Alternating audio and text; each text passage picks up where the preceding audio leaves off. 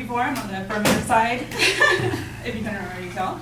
Now, I would like to address Min's points first, saying when he said that people don't see it as needed.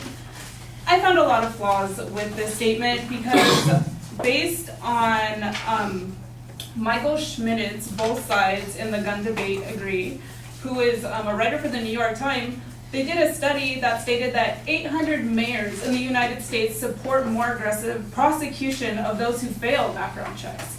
These are 800 mayors that could be nationwide. So it's not a centralized state that would say, oh, well, we don't want this and it's not needed. It is needed, obviously.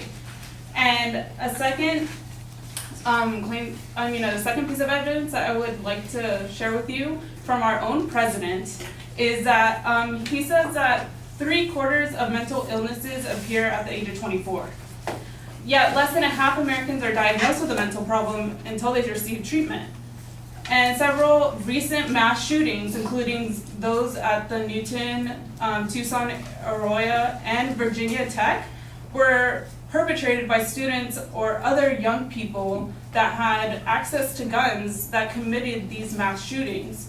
And it's because we aren't being proactive enough through these private gun sales and enforcing the stop claims that I listed earlier about the background checks being very significant in this, that these types of shootings are occurring.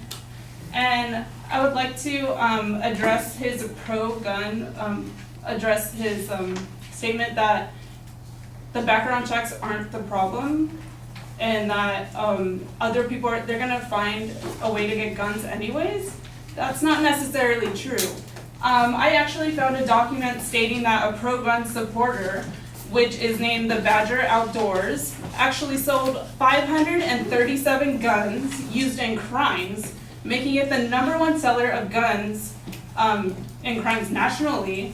And according to the lawsuit, which quoted another case brought to the Federal Bureau of Alcohol, Tobacco, Firearms, and Explosives, since 2003, the Bureau has been prohibited by Congress from spending any money to make the list public of where they sold these firearms. But yet, in this case, the prosecution showed that the Badger Outdoors, they even changed their name. That's how bad their reputation was after this. Because they found out that most of the sales actually went to gang members and criminals. And this is a pro-advocate type organization. So what does that say about people that are supporters, like, let's say the NRA even? These things need to be addressed. Private sales and the reinforcement of these sales need to be addressed. And that's why this proposition is so in such a demand to have. Because it will eliminate this through private sales, as well as it will enforce penalties on those organizations that don't follow the law and enable individuals that have background checks that are unfavorable to obtain weapons.